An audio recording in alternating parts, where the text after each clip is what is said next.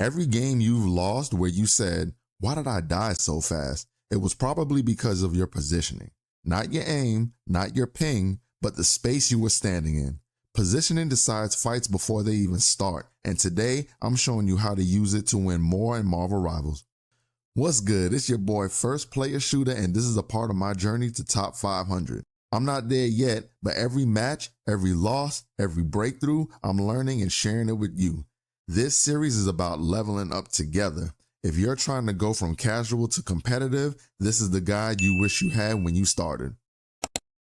All right, so real quick, let me paint you a picture. You're standing on point, blasting away, boom, bang, beam, and boom, you're deleted by a hella. Or you're flanking as a Spider-Man, but your team is not there and you get focused and then folded. Or let's say you're trying to 1v1 a Black Panther as Hawkeye and wondering why you lost. These aren't bad plays, they're just bad positions. Positioning isn't about being safe, it's about being in control. And 90% of the time, people don't even realize they lost a fight before it even started. But don't worry though, we're about to fix all of that. So let's start with natural cover. Natural cover is your lifeline, bro. Standing in the open is a death sentence, but natural cover changes everything. Use walls, corners, and destructible props to break line of sight, force reloads, and choose when you want to fight. That's the beauty of having, good positioning, because you get to choose when you want to fight, when you want to leave, when you want to just disrupt. You can do all these things with good positioning. If you're behind cover and they're not, you decide when the damage happens. Remember that. You are the deciding factor in that moment when you have the best positioning. So here's some key tips to using natural cover. First, you want to peek, shoot, peek in that order, in that order. Duck out, fire, duck back in. It's very simple. We sometimes get into the game and just get overcomplicated and don't realize we're not doing this simple step. Another thing you want to do is always back toward cover when you're retreating. If you have to back up, make sure you know where your cover is. You know what I'm saying? Without having to turn your back on your enemy, you want to be able to at least back away safely. That's how you know you're in a good position. And then don't forget, destructible cover is temporary. Yes, you can use it, but you have to pay attention to which cover around you is destructible and indestructible. So let me ask you a question. How often do you find yourself caught reloading out in the open? Be honest. All right, number 2 is going to be about high ground. The high ground equals fight control. High ground isn't just some cheesy tactic or camping.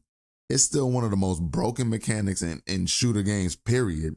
Everybody knows to take the high ground. Well, I can't say everybody because not everybody is versed in, shooter games or FPS games. But high ground is one of the best places you can be at certain points. From high ground, you get better angles. It's easier to retreat to different paths, safer pressure. You know what I'm saying? When you're up high and the enemy is down low, you're allowed to just let off for a little bit before they can realize what's actually going on. You know what I'm saying? And you have a vision advantage over them because you can see more. So for example, if I attack someone from above, it's hard for them to focus me up, but I can jump down and clean up if they're weak. You see how it goes? Once you start raining down damage, they have to take attention away from their team, try to find you, and then when they finally look up to see you and try to run, it's too late. You can just jump down, boom, get your cleanup. High ground gives you control of the fight start and end. So just whenever you're positioning yourself, try to remember, I need to divide my team anyway. So let me try to get a high ground angle and distract the team. All right, for number 3, I want to talk about range matching. Now, you need to know your character's sweet spot and fight only in that range. Some people I see, it's so bad. Sometimes you'll see people that are just way out of their range and you're like, bro, just move up so you can hit the target. Like, you're not a sniper. For example, Bucky, why are you all the way in the back line? I mean, I know you can hit some shots, but it's like you're way behind us. What's going on here? Spider-Man, why are you up here on the front line with us? Can you You know what I'm saying? Like play in your range. I understand that, you know what I'm saying? Spider-Man might be a melee character, but it's like, bro, go to your range. Go to the 1v1s and get head up with those people. You know what I'm saying? You have to know your character's role. That's a very important topic that needs to be discussed because a lot of people are not getting it. All right, so you want to know your character's sweet spot in the fight and only fight in that range. For example, Hawkeye, distance. Panther, proximity. Black Widow, she could just pick you off from way across the field, not brawling in the middle of the match, in the middle of the whole fight. You would be surprised at how many times you will see this going on. A great player doesn't take every fight. They take fights they're built to win. You have to be in that position. Once again, this is a part of positioning, guys. You don't want to get popped by a sniper before you even have the chance to reach your range and where you need to go and where you need to be. All right, so in order to get into your range, here's some key tips. Scout before diving in. For example, Captain America, you always have to pay attention to what's going on in the back line and in your back line before you dive in and harass them. All right. Because they could be running triple heal and you only see one healer and there's nobody diving your team and you think that it's safe to go. But since you just dove right in, you didn't see the other two healers around the corner or using natural cover to use their third person view to get an eye on you diving their back line. All right. Another tip is wrap around and don't peek too early. It's okay to go around, especially if you're a mobile character. Now, if it's going to take you a long time and you're just going to be, you know what I'm saying, staggering and not helping your team out just because you want to flank, you might want to think about that first. And then another tip is you want to try letting your enemy walk into your range and not the other way around. All right, this is another thing that I learned too. I had to pick up on and try to apply it in my matches. Bait them into coming to you. For example, I do this a lot with Penny. I know if you're a Penny player, you know how this goes. You set up your traps, you set up the bombs, and you flank them. You start hitting them with a lot of damage. Eventually, somebody's going to get too aggressive. Psylocke, I'm talking to you. I run into this a lot with Psylocke. Scarlet Witch, you're another one. I run into this with these characters all the time. They just bum rush you. I don't know what it is, but boom, they're dead. You know what I'm saying? You want to draw the enemy in whenever you get the chance, because if you could draw them in, well, then you don't have to do too much work. So real quick, let me know, what's your main? Do you like mid-range, long range? Are you a melee character? You know what I'm saying? Let me know in the comments. All right, tip number 4, off angling. Now, off angling means, if you don't know, it means you're attacking from the side, but not directly with your team. This makes it harder for enemies to use one piece of cover to block all incoming fire. This is one of the best. Listen, as a tank main, I play Thor. So me coming from off angles, going back to my team and then coming back from another off angle, it disrupts the enemy. So they hate it because I'm just in too many places. So let's talk about why off angling is so strong. So for one, it forces enemies to divide their attention. This is what you want to do to an enemy. You don't want to be grouped up and have all the damage just coming straight in one direction, because that's how you get those battles where it's just, you know what I'm saying, stagnant until someone makes that play, or until a bunch of people start popping ults and one ult just happens to do more damage and give one team the better advantage. So what you want to do is spread out a little bit and take an off angle, even if it's just one of you and you're just putting out too much damage or constantly putting damage on different players. They're going to notice, and then they're going to start backing up, panicking, and then now it opens up a lot for your team to start pushing even further. I'm telling you, one person, all it takes is one person to off angle really well and for the other team to not be paying attention, or peeking behind natural cover while you're off angling and being a nuisance. Another reason why off angling is so strong is because it removes their little safe zones, you know what I'm saying, like Hawkeye and Moon Knight. Now, like I said, I'm a tank main, so when I play Thor, Moon Knight, instant, it's on site. It's on site with Moon Knight. You're not staying up there, bro. I'm sorry. You're going to have to find somewhere else to go.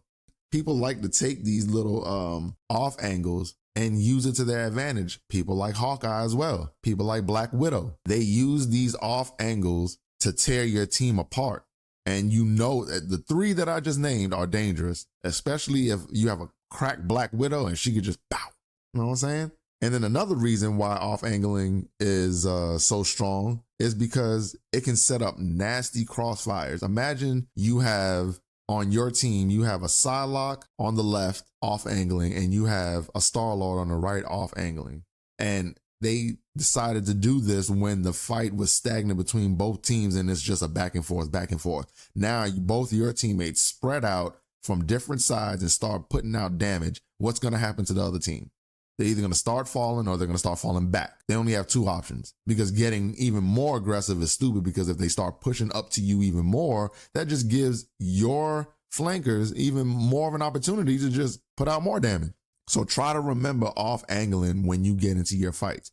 Think to yourself, are we grouped up too much? And then this is even better with a support. So for example, a Mantis covering a Hela on an off angle is hard for the enemy to ignore. But if you're solo flanking with no backup, be smart. Poke, then regroup if you take too much heat.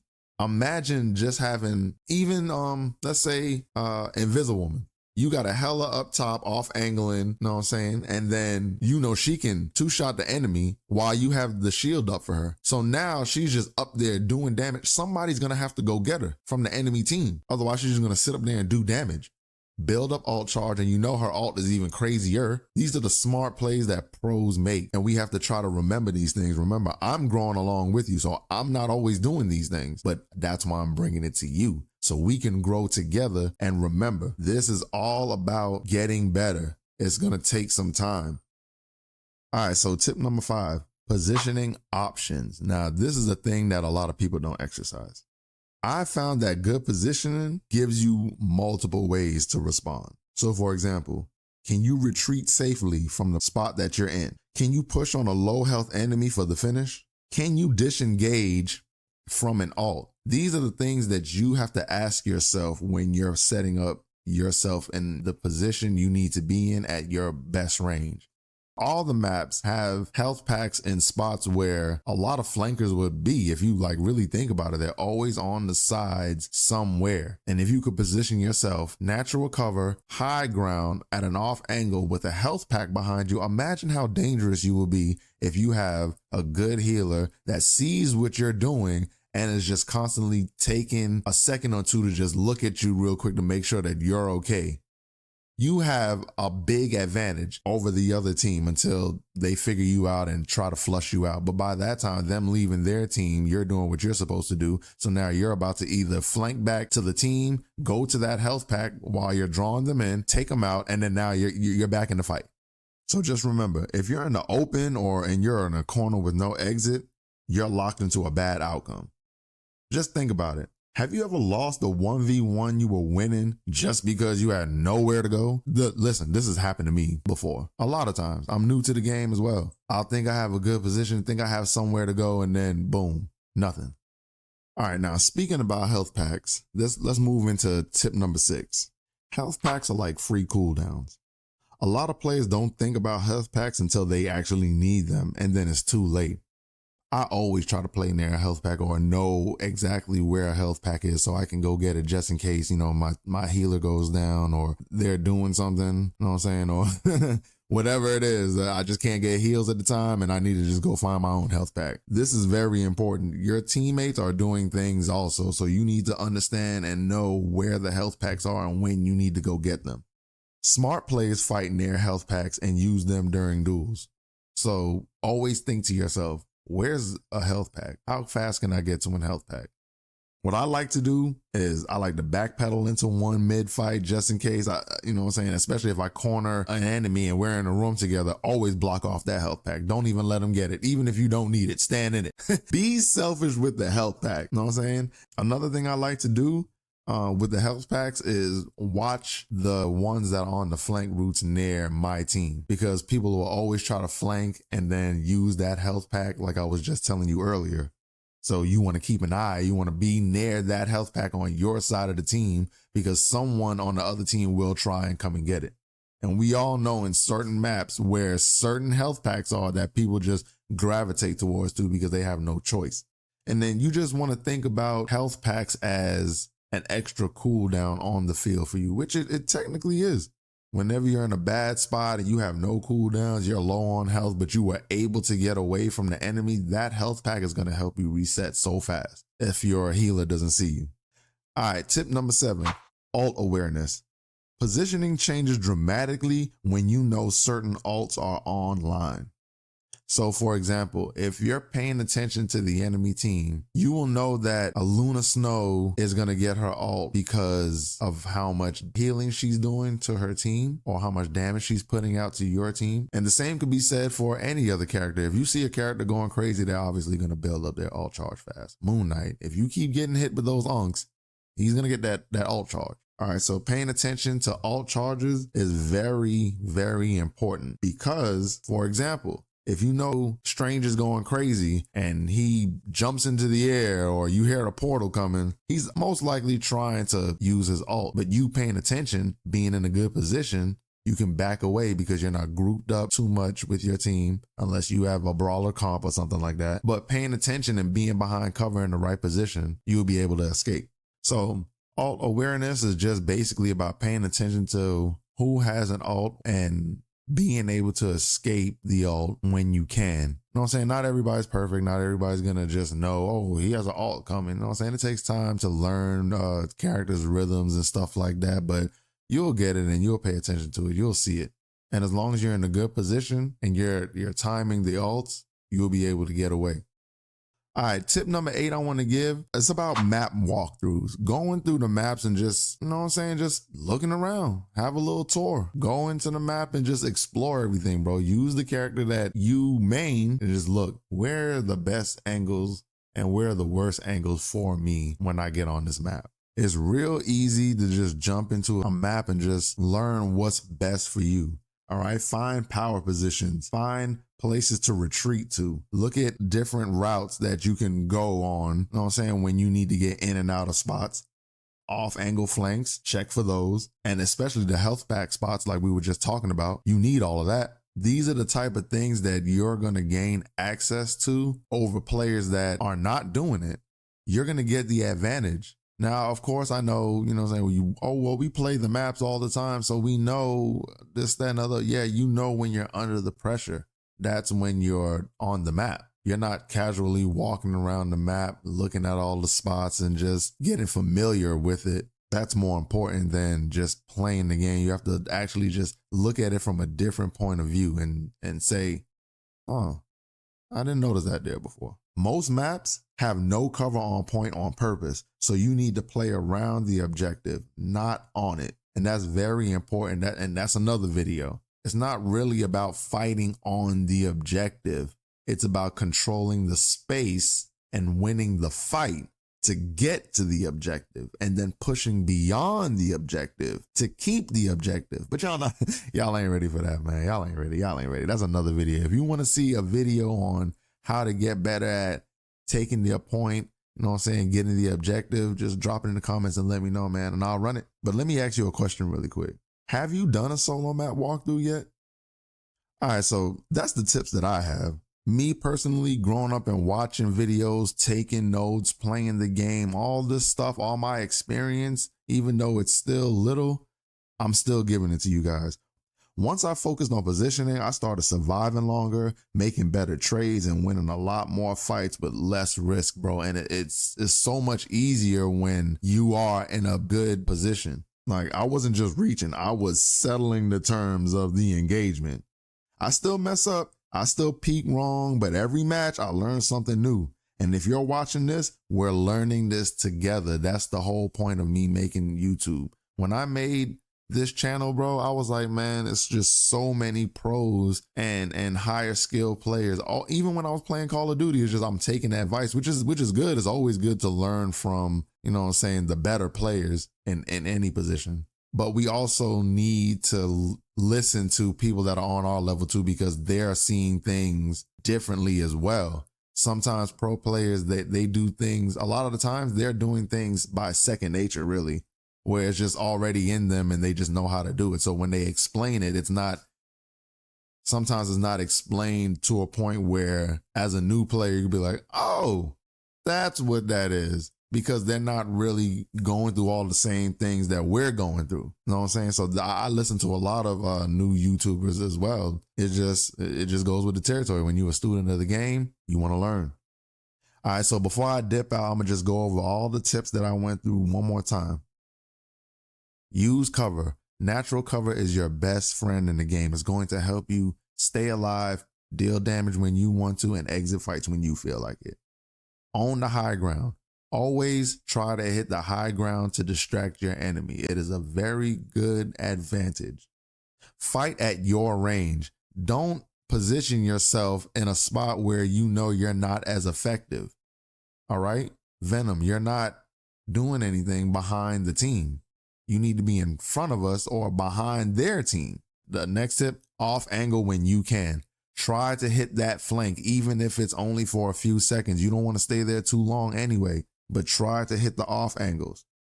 Give yourself options when you position yourself. Ask yourself, can I leave safely? Can I get to a health pack? Can I easily reach my team? Speaking of health packs, stay near health packs. Learn to fight, see what's going on, and figure out, okay, when I need to leave, this is where I'm going because the health pack is here. Respect the ults. Pay attention to the enemy's ult charge and their timing of their ults.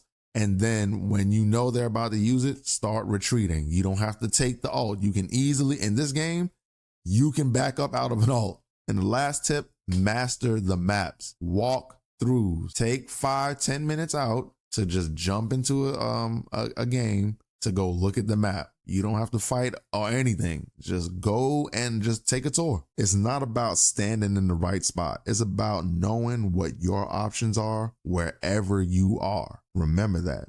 All right, that's all I got for y'all today, man. If you're trying to climb too, follow the journey. I'm going to keep giving these tips. I'm going to keep giving you my POV and everything that I learned. I'm a student of the game. I take notes. I watch a bunch of videos. I play.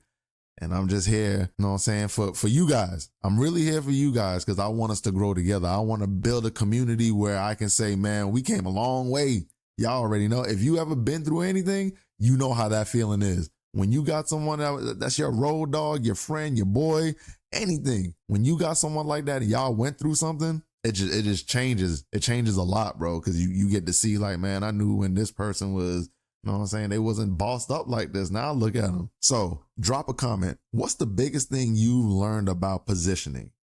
I'll be breaking down more strategy each week, including VOD reviews, matchup breakdowns, and mistakes that I'm still making so you guys can learn and see what, you know what I'm saying, how the growth goes. And if you want to catch this in action, I stream my grind live. Come ask me questions or flame my positioning in real time. Either way, we're getting better together. The link is going to be in the description for my Twitter. You can come over there and follow me live, man. Instagram, Twitter. Did I say Twitter already? Or Twitch? The link to all of that is going to be in the description, man. So y'all be safe, man, and I'm out.